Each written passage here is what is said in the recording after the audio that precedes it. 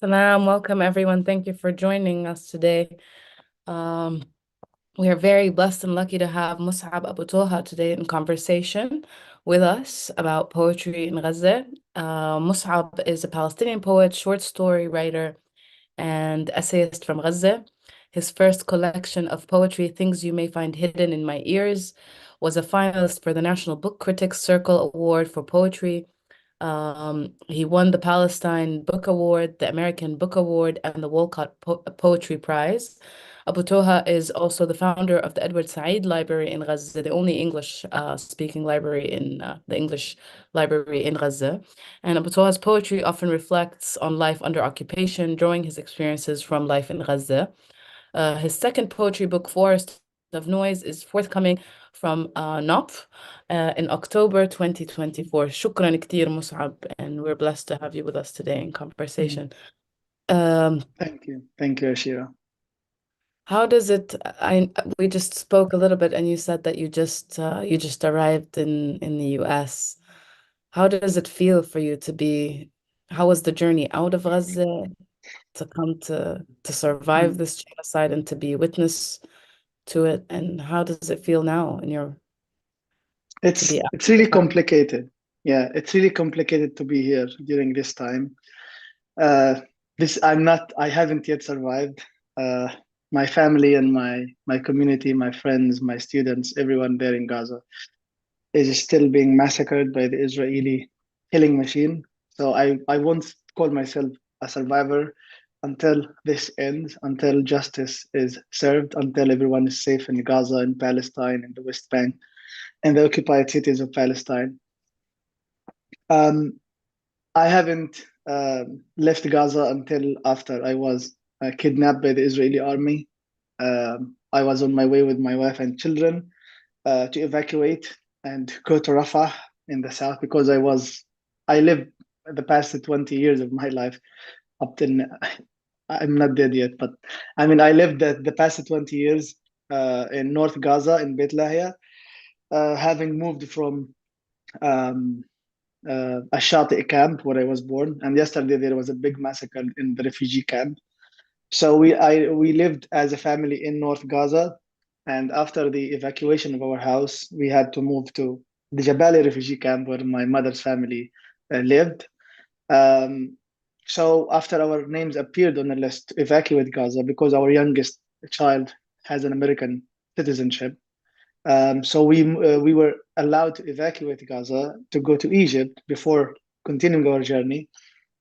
So on November 19th, I decided to leave North Gaza and head south to Rafah, where the border crossing is. And I was stopped by the Israeli soldiers. I didn't know what was happening, although any name who appears on the list to evacuate is should be cleared by the Israelis, by the Egyptians, and by the Americans. So to me, that meant that there would be no problem for me to evacuate and go to Rafah. But I was shocked when the Israelis called onto me by description. They called me the the man with a young man with a black backpack and a red-haired boy. That's my American son. And by the way, I was holding up my our passports and the American passport on top of the passports in the hope that maybe some Israeli soldiers would see the American passport and pay attention to us. But that was not what happened. So I was taken along with uh, about 200 other men, and there were a few women and girls. So we were taken later after being stripped naked of our clothes, even of our boxer shorts, in front of three soldiers. So after a few hours, I found myself blindfolded and handcuffed inside Israel. And I spent in Israel uh, about 3 days, during which I faced a lot of suffering. I had to be handcuffed and blindfolded for about 52 hours. I did not know whether my wife and my three children, from whom I was separated, were still alive because Israel was bombing every place, even schools. So I feared for my wife's and the children's lives. I feared for my parents and my siblings and their children's lives who were still in North Gaza. And by the way, I was kidnapped on November 19th. There are a few people who were kidnapped 3 days before me, and they were just released 4 or 5 days ago. So just imagine being kidnapped. I just saw the stories, and I know a lot of names of people who were kidnapped the same day as me or a few days before me. They were just released 3 or 4 days ago. And some of the doctors who were kidnapped from inside the hospitals, two of which I remember. One is called Adnan al-Bursh, who is one of the most important surgeons in North Gaza. He was kidnapped from Al-Auda hospital in North Gaza. And just last month, he was announced dead in an Israeli prison. There was another doctor, but I forgot the name. He is a pediatrician. He was kidnapped from Kamal Adwan hospital in North Gaza, and he was announced dead just 5 days ago. So it's horrible what Israel is doing. They are not only killing people, but they are killing the city itself. They are wiping out everything that would look like, a city or a neighborhood or a village or a refugee camp. That's horrific. And I've been also looking at the prisoners who have been released, yani the ones who died. We can't only imagine what was done to them until the moment they killed them during torture. And I saw you posted about one of the people who was released with his eyes in shock, and that also Yeah. like it's insane the amount of torture and pain that they are subjecting people to, and the savagery of it, the way that they're doing this torture, the systematic way that it has been done is just cruelty beyond anything that we expect. And I know from my experience to be separated from your family, and for me it's like super privileged arrest in comparison to what is happening right now. And one thing that stood out from what you said is you had to carry the American passport, and you actually got evacuated because you have the American passport. And it's insane how they dehumanize us to the point that we have to use, like, you will only be looked at as a human being if you have an American passport or a foreign passport. As long as you're a Palestinian, they can't see you. Yeah. And you've written a poem about dying in Gaza, a good death. How By the did way, that? yeah, sorry to interrupt, but you mentioned that sometimes you would, love or we would wish to have something like an American passport, but even that did not protect some people. In the when the Central Kitchen massacre, I mean, there were some British, some Canadian, I think some American nationalists, with American nationality, but they were bombed when they were trying to move between the storage and the displacement centers in South Gaza, but they were killed. They followed 3 vehicles with their bombs to make sure that they killed everyone. So not only Palestinians are targeted, but anyone who is trying to serve humanity, to serve human beings who are suffering and who are moving from their house to another house, from the other people's house to a school shelter, just like me. And then from that school shelter, because it was bombed, they moved to a tent, and they followed them to the tents, and they killed them and they burned them. And you could see from the videos that I posted from other sources, it's so horrible. It's so horrible what Israel is doing, not only to Palestinians, but to anyone who is in Gaza.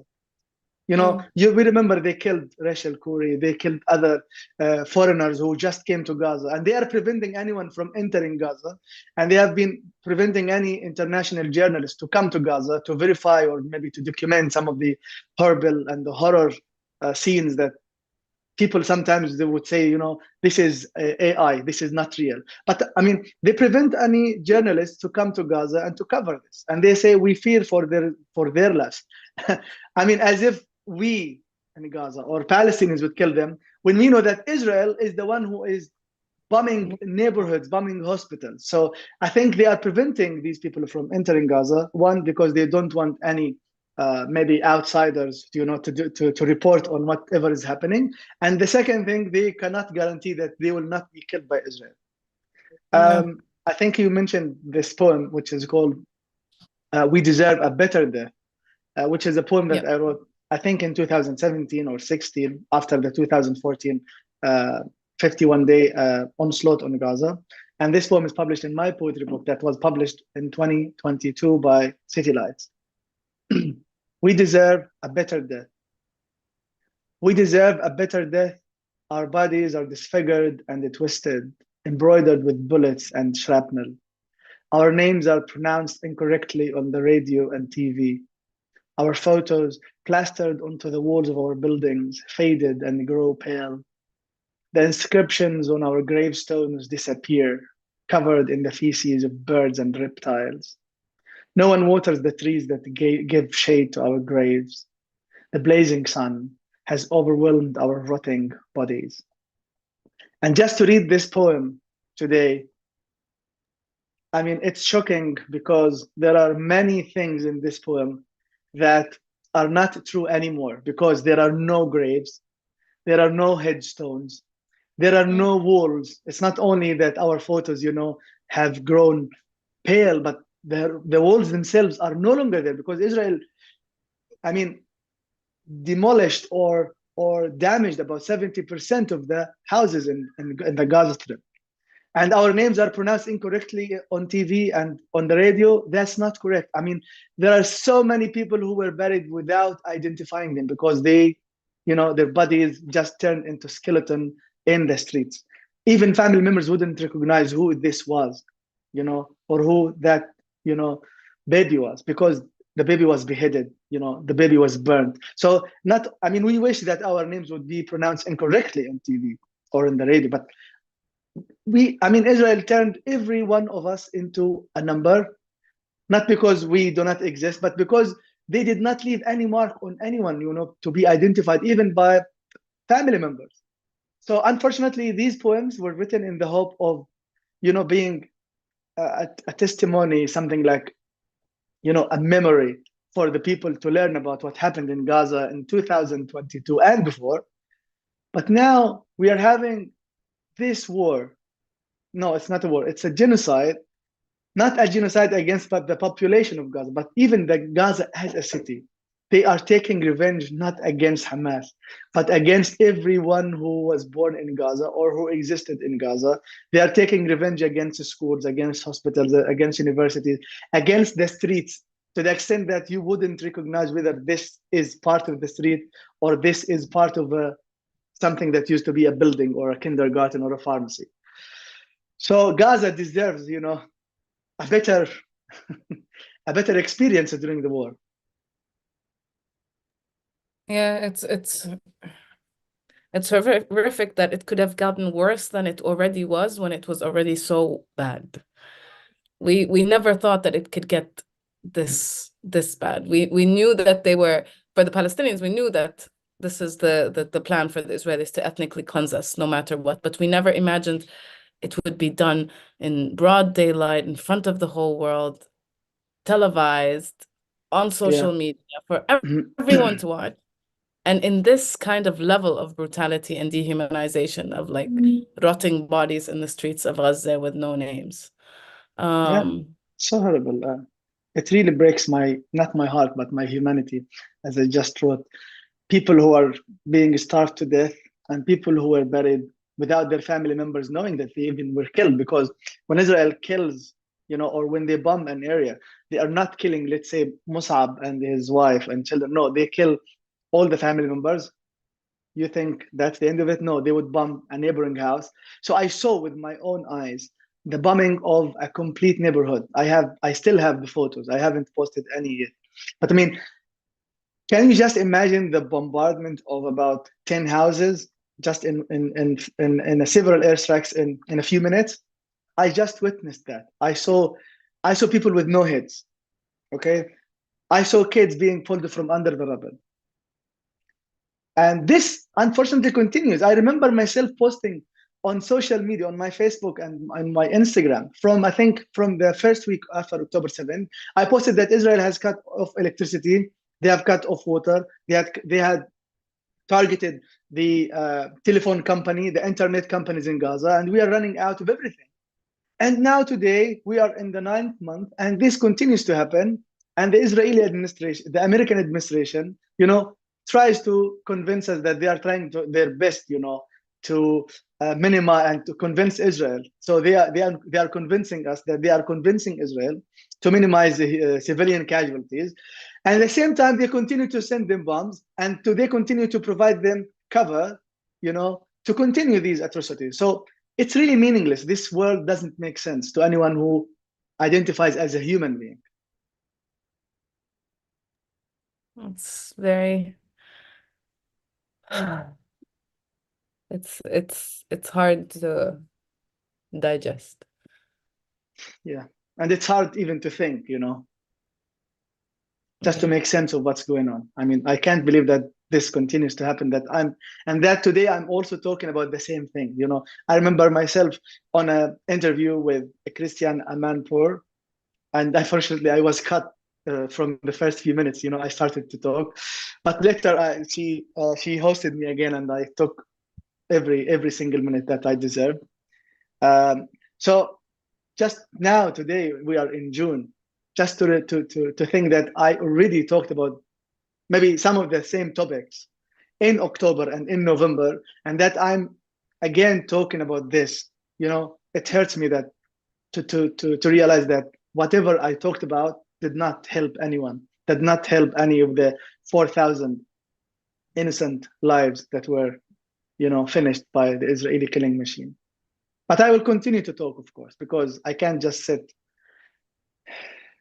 That's I'm even if you think that I'm sure it helped at least touch one heart, and I hope the same thing. I I hope and pray that people wake up and see what is happening and they do something about it. But at the same time, it is devastating for us to keep going through this. And um, how does poetry, how does even writing come to you right now after everything that you have witnessed?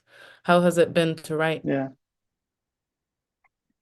I think for me to write is about to document the the story that I saw, or the story that I heard from my wife, or from my mother or my siblings or my friends, and at the same time to write, to reflect on my feelings, my emotions when I heard the story or when I lived it. So poetry is about, keeping, the story itself and the emotions, the nightmare that is appearing to you on the page or in your mind. Put it on the page just to save it. Tell the people, I saw this and this is how I felt. This is what comes to my mind when I lived that story. So it's about keeping this story alive in poetry. So poetry, I think, is the one of the the rare media that could help me uh, preserve the story, to document it, and also to document the feelings and emotions, just as a normal human being who would just go through such traumatic experiences, and who still fears for his family's lives in who are still in the north of Gaza. And I have also my wife's family, many of whom are still in the north, some in the south. And by the way, the last time I got in touch with my sister, who is a mother of, I mean, when October 7th happened, her daughter was 2 months old. Now this baby is, just imagine, 11 or 10 months old. So the last time I was able to talk with her was when the tents were bombed in Rafah. So I lost touch with her because luckily she was still alive, but she moved to an area where there was no internet connection, no phone signal. And then I was able to reach out to her. I mean, finally we heard the phone ringing, beeping, and that was just 5 days ago. So just imagine losing touch with your sister who has a baby uh, for about a month and a half. No news. You don't know whether she died in another airstrike, or whether they died of starvation or whatever. So poetry itself helps me document these stories, these feelings, and share it with the outside world, who have the responsibility of not only listening and not only speaking about it, but also acting and stopping this with whatever way, whatever methods that it takes. Yeah, I can't even imagine how it is to have the family back there. And also it's your family, your neighborhood, and everything that you know and that you have known is taken away. Yeah. Can You know, you read? one feeling I have is that when I go shopping, now I've been in the US for 5 days. So sometimes I go shopping and I wish to have something, let's say a souvenir or maybe something like uh, uh, something that I would keep to myself for years. But I then realized, okay, I'm going to buy this, but where would I put it?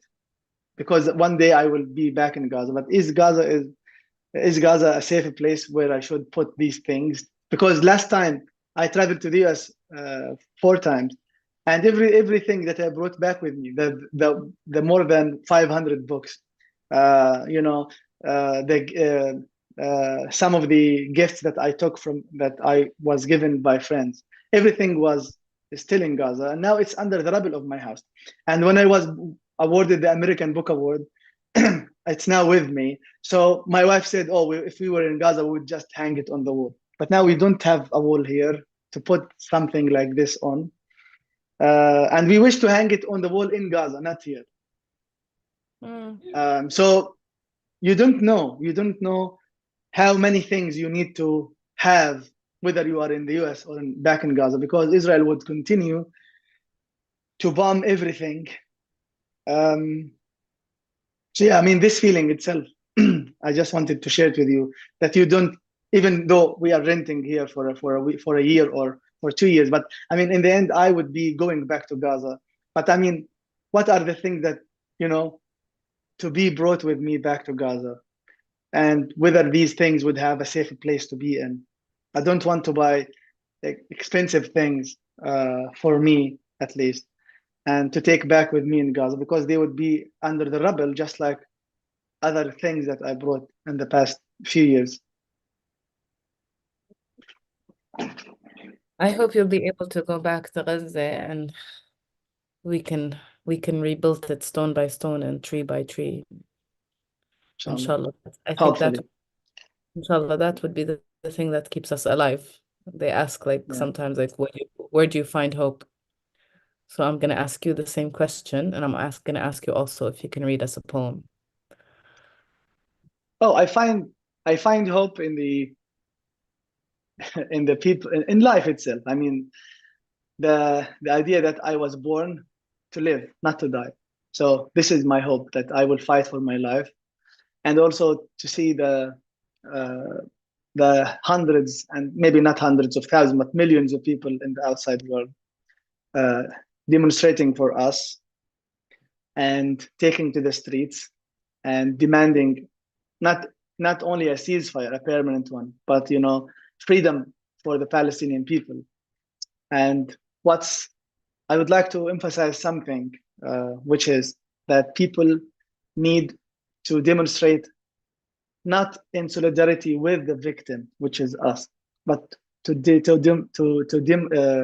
demonstrate and to show solidarity for the Palestinian issue, not for us as victims. No, we need to demand, freedom for Palestinians, not only for the people in Gaza, not only to ask for a ceasefire. No, we need to ask for a Palestinian state where people in Gaza and everywhere on the Palestinian land live their lives freely, away from the occupation. You know, it's this is another issue. So there should be peace based on justice for the Palestinian people. It's not peace, it's not a word. It's not, a two-state solution or a one-state solution that people just think broadly about. No, there should be peace that's based on justice. And what is justice? This is a question for politicians, for anyone who, is living in outside of Gaza, outside of Palestine. What is justice for you as a human being? Just let's put them in Palestine and tell them, okay, do you accept this for you as if you are a Palestinian? And if they say, okay, that's okay with us, then we will try to accept that. But if they don't accept that for themselves, why should we accept it for ourselves? So this is what justice for me means. I couldn't agree more. The idea for me that we're still calling for a ceasefire is also like yani, we after what has happened, calling for a ceasefire, we need a full liberation of the whole land from the river to the sea, and nothing else, nothing will soothe our hearts or give us some form of justice other than that. To be forced to live again under Israeli occupation is not an option. And we're lucky to be out, but I don't want my family and my friends to continue living under this occupation under any form, under any way. Colonization, yeah. Mus'ab, can you read us a poem from your new book? So this is another poem that I would reiterate by saying that I wish it could be true these days, because what Israel is doing these days, is so different from what I wrote about in the past. So this poem is called "What a Gazan Should Do During an Israeli Airstrike." Turn off the lights in every room. Sit in the inner hallway of the house, away from the windows. Stay away from the stove. Stop thinking about making black tea. Have a bottle of water nearby, big enough to cool down children's fear. Get a child's kindergarten backpack and stuff tiny toys and whatever amount of money there is, and the ID cards and photos of late grandparents, aunts, or uncles, and the grandparents' wedding invitation that's been kept for a long time. And if you're a farmer, you should put some strawberry seeds in one pocket and some soil from the balcony flower pot in the other, and hold on tight to whatever number there was on the cake from the last birthday. So what a Gazan should do during an Israeli strike in 2023 or 2024, there is no house. The house is bombed. Not even the house. The neighborhood is bombed out. So there is no way that you can hide maybe in the inner hallway or maybe stay away from the windows, because there would be no windows, no ceiling, no floor. We survived death many times. I told you that our house was bombed just a few days after we evacuated in Bitla. 4-story building. It's just one piece. And luckily for us, we were not there. We were in the Jabalia refugee camp staying with relatives. And we survived, it's true, but nothing in the house survived. Not the books, not the plates, not the cups, not the blankets, not the memories, nothing. But it will be built again. But the fear that it will be bombed again in the future, just like 70% of the houses in Gaza, just breaks our heart. Many people in Gaza wish that they haven't had built beautiful houses. They haven't had bought some beautiful furniture, some beautiful chairs, some beautiful kitchen tables. I myself have. If I want to show you my house, you would see, a beautiful kitchen table, some chairs, beautiful kitchen. My writing desk cost me a lot of money, and also my bookshelves. So some people, I'm not talking about myself here, wish that they didn't buy all these things. They wish that they just bought some blankets and some mattresses and some carpets, and that's the end of it. That they haven't built a bigger house. They wish they would just live in one room. That they didn't have a car, that they didn't have a big garden with lots of trees and plants and roses, Yeah.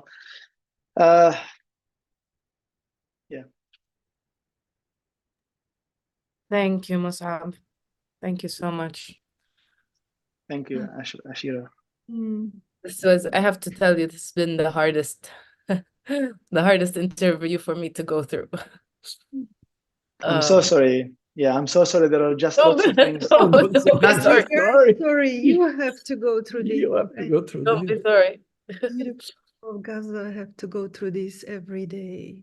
Yeah, and people unfortunately still go through things, and so my story is just one tiny story.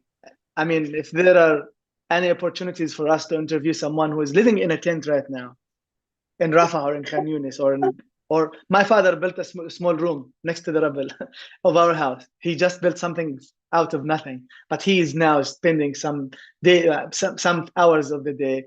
He planted some trees, by the way, next to the rubble of our house. Wow.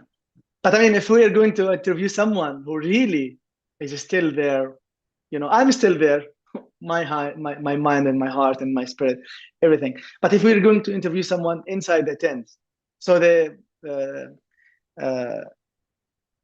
it's now 32 degrees centigrade in Gaza, and inside the tent it's 320 inside the tent. Just imagine, you know, it's very hot now here in Syracuse, although it's a cold city. And sometimes I'm bothered by the heat. I would turn on the AC, you know. But people there in Gaza are not only living in tents, but there is no electricity, you know, there is no AC, there is no way of sitting on the beach and yeah. Right. No water, no clean water for people to No. drink. I mean, people are fighting sometimes over the few things that they have, you know, when they stand in line to fill their water bottles, you know. Sometimes you will see people impatient. They would just fight with each other, you know, to get the little water that there is in the water tank. You know, some people would, you know, would hold knives, you know, to fight for any aid that's coming from the outside. So this is what Israel is doing. It's causing people to quarrel with each other to get as little or as much of the little aid that's coming. I mean, by the way, the last time the North Gaza got aid trucks was, I think, 50 days ago. People are starving. Just today, I posted a photo of a girl who lost her life because of the lack of medicine and lack of food. And there are other reports of about 60 children who got poisoned after eating from expired food. There is no fresh water. Sorry. Since October 7th, no fresh vegetable entered Gaza. No chicken, no beef.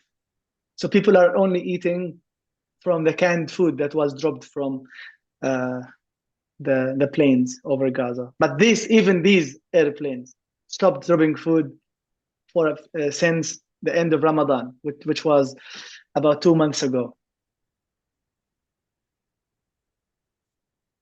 Unspeakable. I mean, people's nervous system's afraid. Of course, they will fight for their survival. That's in our DNA. Anyone in this situation, and we've seen so much grace coming also from Gaza. So much strength and beauty and grace. I was wondering, Mosab, did you meet? Because next we're going to go into reading the poems of the martyr poets from Gaza. Did you meet? I'm sure you met Rafat Al-Arair. And if you would say something like how you're going to remember him, something, how you hold him in your heart, and what you want people to know about him. I don't know how to talk about Rifat because he is one of the most special people in Palestine. When he wrote, you know, his autograph on the copy of his book to me, Gaza Writes Back, he wrote, "Palestine is a story away." And when I autographed my debut poetry collection to him in Gaza, I wrote to him, "Palestine is a poem away." So poetry, short stories are one way for us to get as close to Palestine as possible by continuing to write about it and enlightening people about the realities of our lives, not only the hardships that we go through, but also the beauty that we have. Rifat loved to take photographs just like me. He loved poetry and literature just like me. So there were many common things between us. He loved to play pun games. So I ordered one and I got it. It's the same one as he had in Gaza. It's called Fun Games. So he would bring it with him when we go out on a picnic. So we would play fun games. We would maybe read a poem or two, or maybe he would tell me about a short story that he read, or maybe a quote from Hamlet or Othello that he taught at the Islamic University of Gaza. We would go strawberry picking in North Gaza. Luckily, my father-in-law had a strawberry farm, so every time Rifat knew that I came back to Gaza from a trip to the US, he would say, "Now it's time for strawberry." So we'd go out in his small car. I think it's Picanto, Kia Picanto. I'm not sure, but we would go in his small car to North Gaza, Beit Lahiya, and we would pick some strawberries together. He would take, a big tray of strawberries to his mother and another to his wife and kids. He's so generous, and he was a champion of me. He taught my book and hosted me in his class of poetry 2 years ago. And I was about to to do a book signing for my book in Gaza. I haven't done one, but I was going to do this in Gaza before the war. And Rifat told me that he would be introducing me, or maybe maybe write a review and read it to the people in Gaza. But unfortunately, the copies of my book that I was preparing for this book launch, for this book signing, are under the rubble, and Rifat was under the rubble of his house. And the humanity of the world is under the 37 million tons of concrete in Gaza.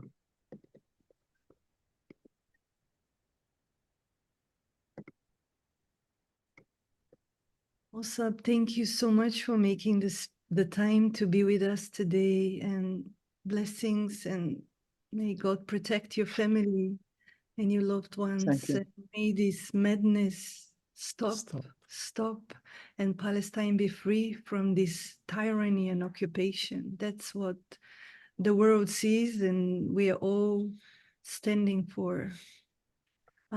If there is one thing you would say for those of us that are here and want to support the people of Gaza, in addition to protesting, writing, and doing what we can do here, anything practical that could help there? Is there anything you could suggest?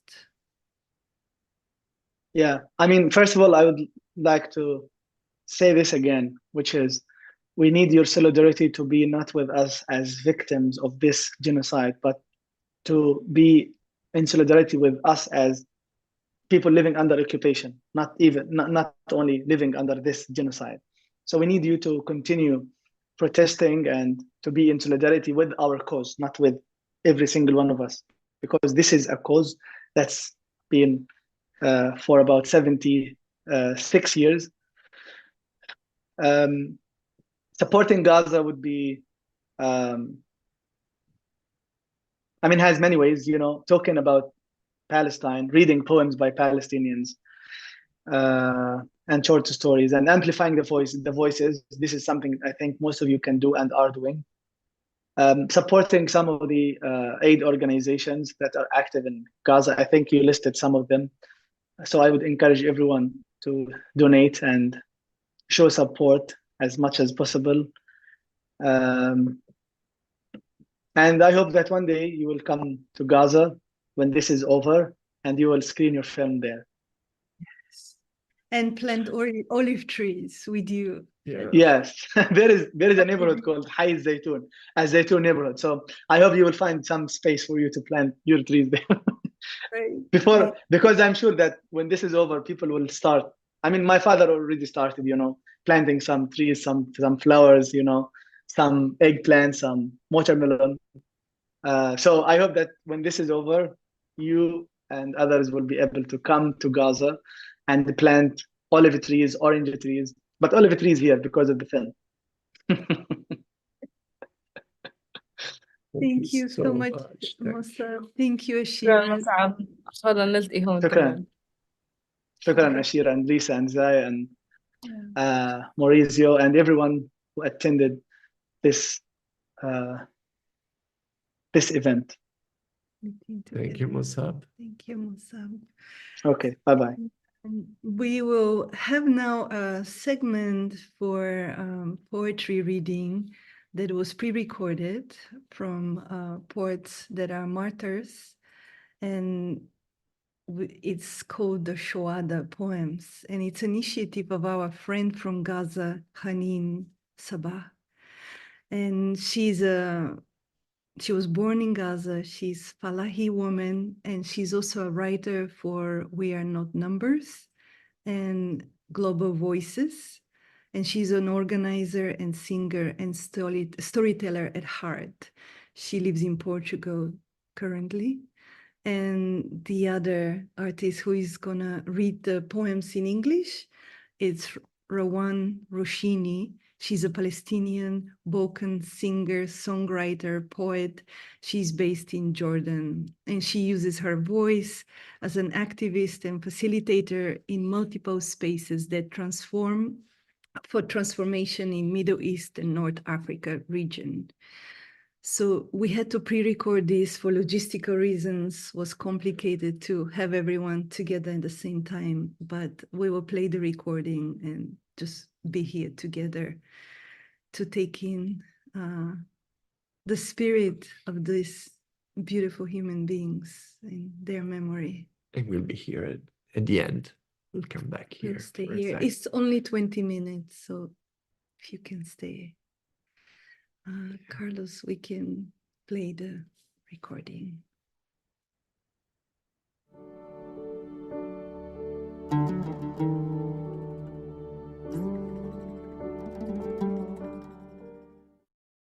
Thank you, everyone, for joining us today to honor and to bring voice to Shohadaa Poems. Shohadaa Poems is an idea that came, and the intention of this Shohadaa Poems, it's to say that the people who are getting killed, they are not numbers, and their stories lived within us, and they will still live with us. And to honor them, and to honor their work, and to say thank you. Many, many writers and poets from Gaza have been killed in the last 200 days, over 200 days. Thousands of them. As we know, the situation is continuing to escalate and is continuing to experience losses and pain. And today, with what we want to bring in the Shohadaa poem, we want to bring their spirit with us and honor them in this way. And to read their words and to feel what they felt when they wrote what they wrote. We have Omar Abu Shawish with us. The poet, the novelist, and community activist Omar Faris Abu Shawish was killed on October 7th during the shelling of the Nusayrat refugee camp. Abu Shawish co-founded several youth associations and won multiple local and international awards, including the Best National Songs of the Year, 2007. Award the International Festival of National Song and Heritage in Jordan, and the Distinguished Volunteer and Ideal Young Award in 2010 at the Sharik Youth Forum in Palestine. He was also giving the Distinguished Arab Youth in Field of Media, Journalism and Culture, award by Arab Youth Council of Integrated Development of Arab Lineage in 2013. His poem collection, On the Brink of Death, is heartbreaking. Here's one of his poems, Final Tears, الدموع الأخيرة. يغمرني الشوق أغني من سيرحم هذا الصمت في قلبي. يذوب الوجه في مرآته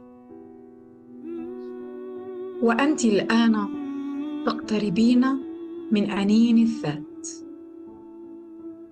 أعيش فيك ولا أستطيع أن أظل محايداً في الحزن. حبك عرف احتراقي وأوفى بوعد الموت، منتظراً إجابة. مجروح هو فضاء الاقتراب منك. لمن أنت؟ للذي ينام في زقاق القلوب. لمن أنت؟ للذي ينام في زقاق القلب. Longing overwhelms me. I sing. Who will have mercy on this? Silence in my heart. The face melts in its mirror, and you now draw near to the groaning of the self. I live in you and cannot remain neutral in sorrow. Your love recognized my burning and fulfilled the promise of death, waiting for an answer. Wounded is the space of drawing near to you. For whom are you? For the one sleeping in the alley of the heart.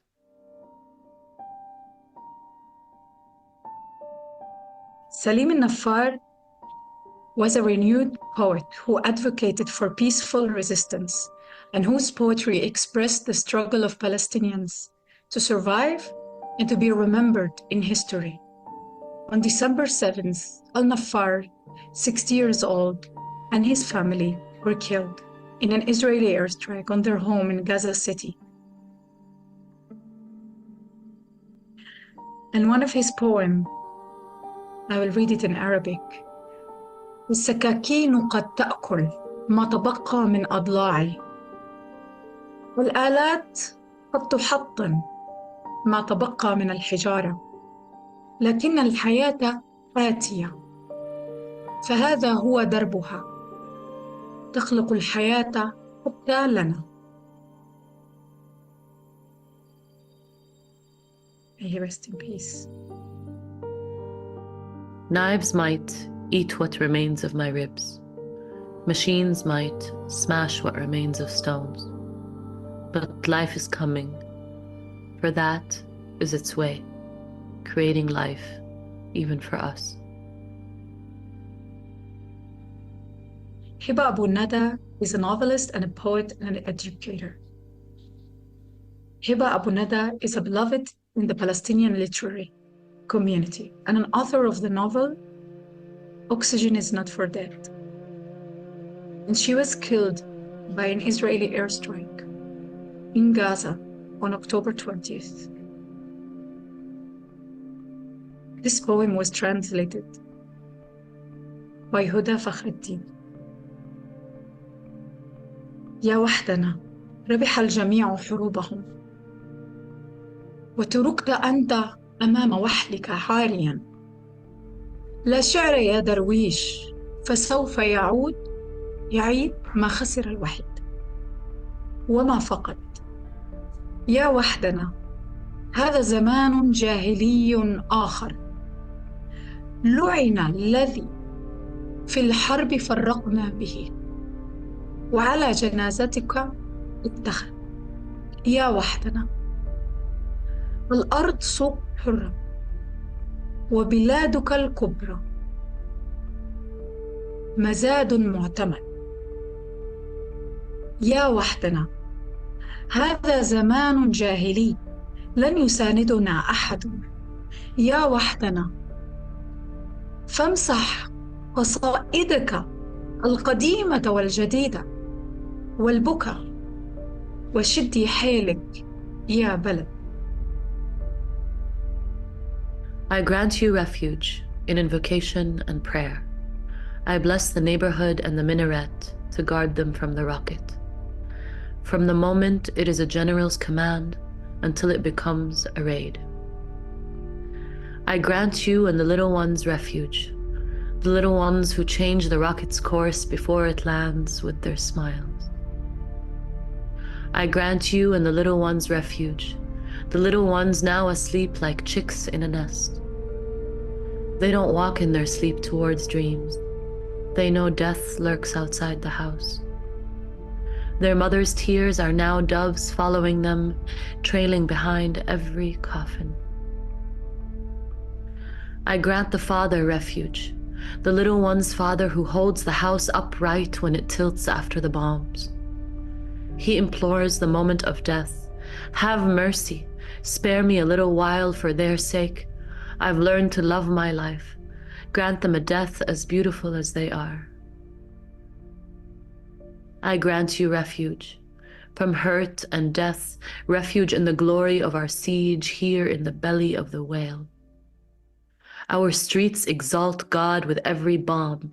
They pray for the mosques and the houses, and every time the bombing begins in the north, our supplications rise in the south. I grant you refuge from hurt and suffering. With words of sacred scripture, I shield the oranges from the sting of phosphorus and the shades of cloud from the smog. I grant you refuge in knowing that the dust will clear, and they who fell in love and died together will one day laugh.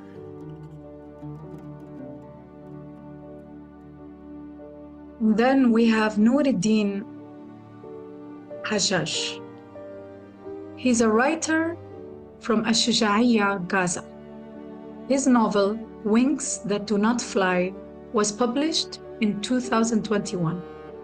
And in 2022, his first play, The Grey Ones, was performed on stage.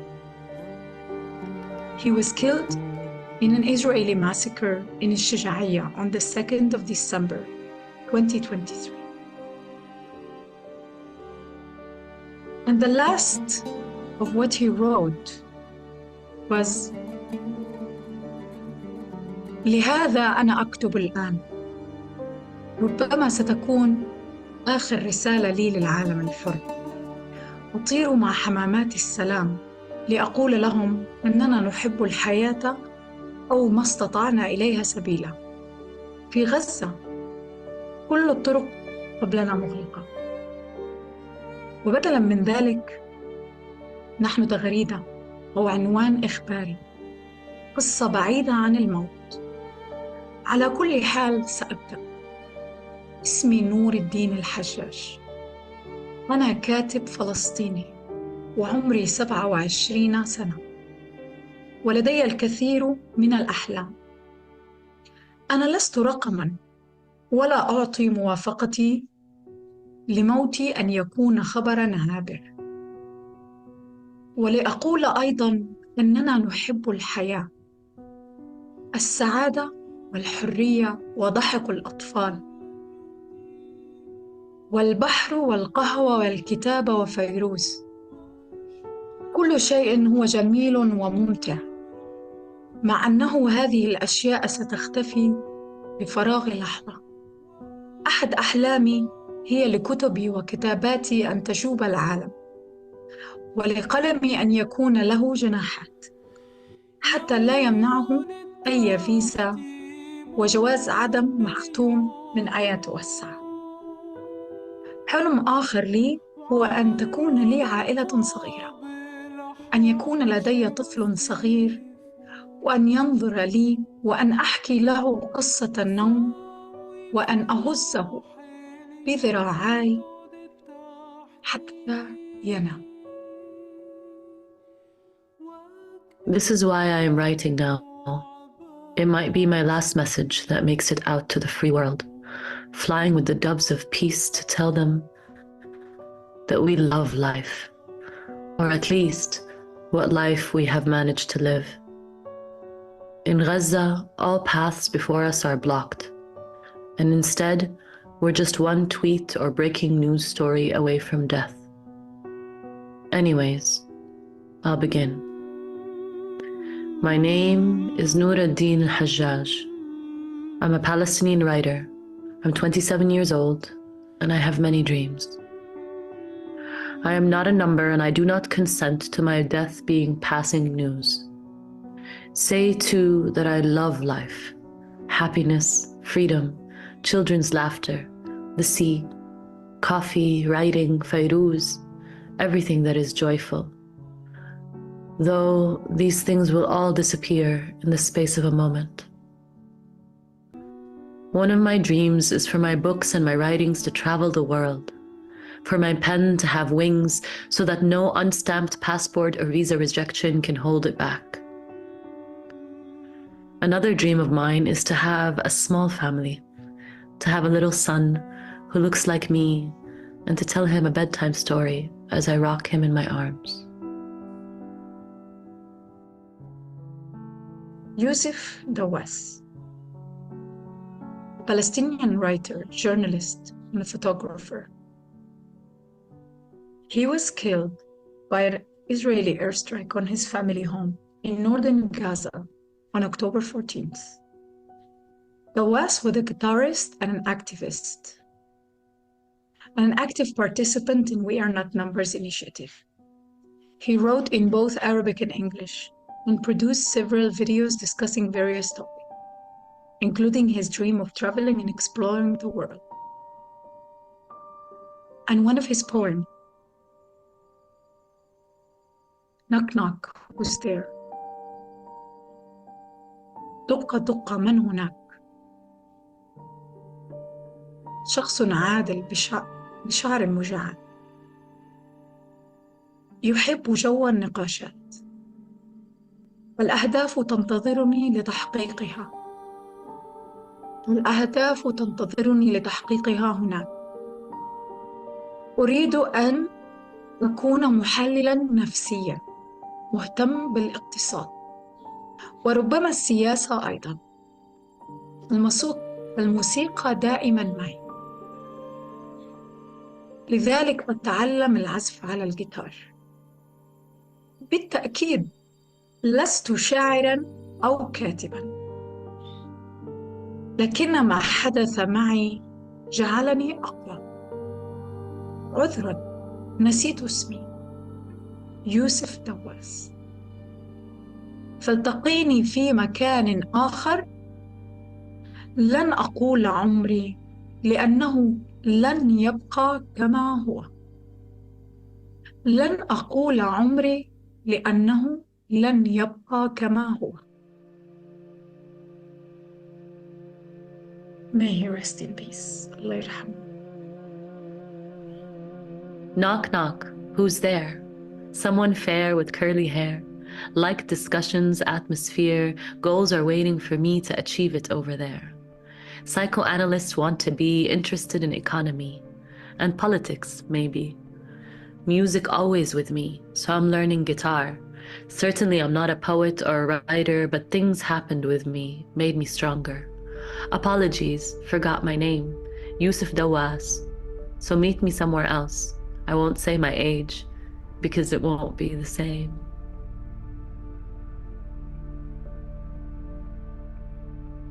Dr. Rifat Al-Arair. Rifat Al-Arair was a professor of literature and creative writing in the Islamic University of Gaza.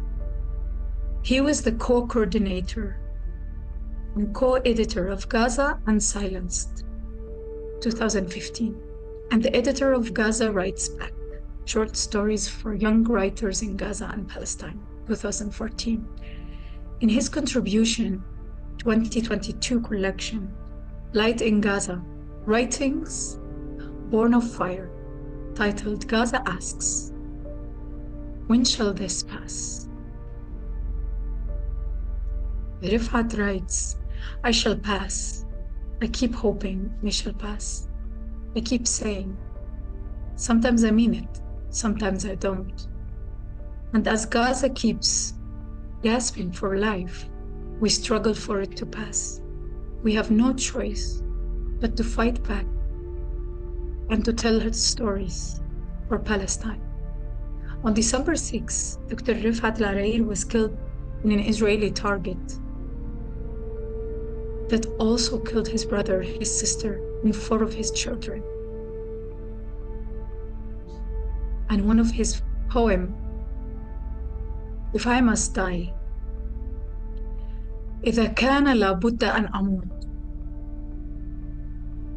إذا كان لابد أن أموت فعليك أن تحيا لتقص قصتي لتبيع أشيائي،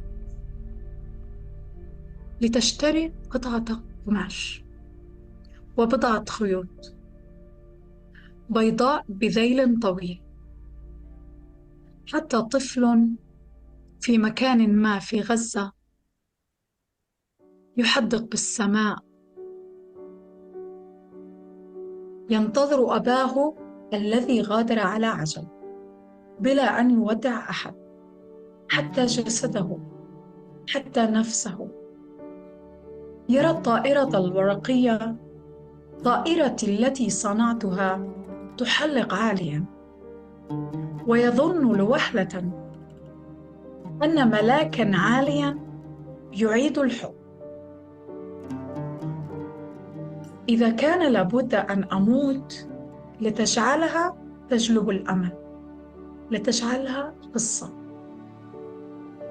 لتجعلها تجلب الأمل، لتجعلها قصة. If I must die, you must live to tell my story, to sell my things, to buy a piece of cloth and some strings, make it white with a long tail, so that a child somewhere in Gaza, while looking heaven in the eye, awaiting his dad who left in a blaze, and bid no one farewell, not even to his own flesh, not even to himself, sees the kite, my kite you made, flying up above, and thinks for a moment an angel is there, bringing back love. If I must die, let it bring hope, let it be a tale.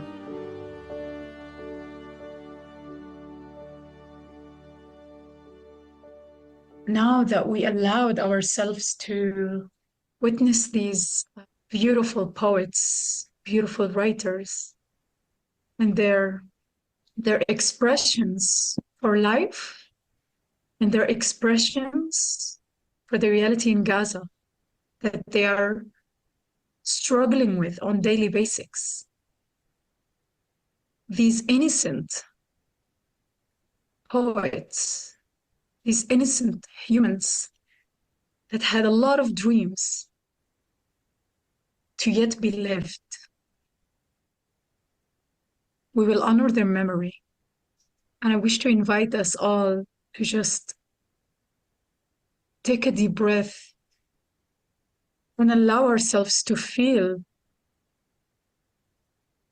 how it feels. What are the feelings that are coming up in our bodies? What are the poems that stayed with us? What are the words that stayed with us? What are the names that stayed with us? And keep that with you. Keep remembering, keep talking about this poet that touched you, to your friend or to your family or your son or your daughter, to keep their memory alive with us all.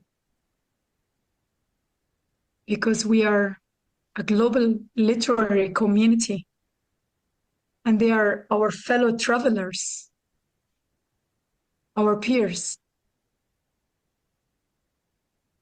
May they rest in peace.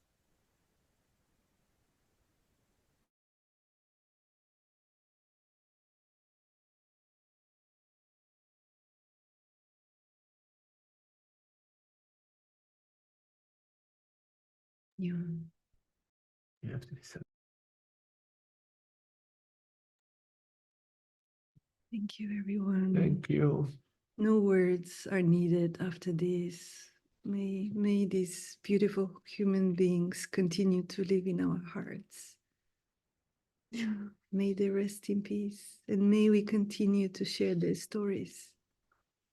And the story we haven't heard And for the then tenth of thousands of others that are just shattered dreams. shattered bodies.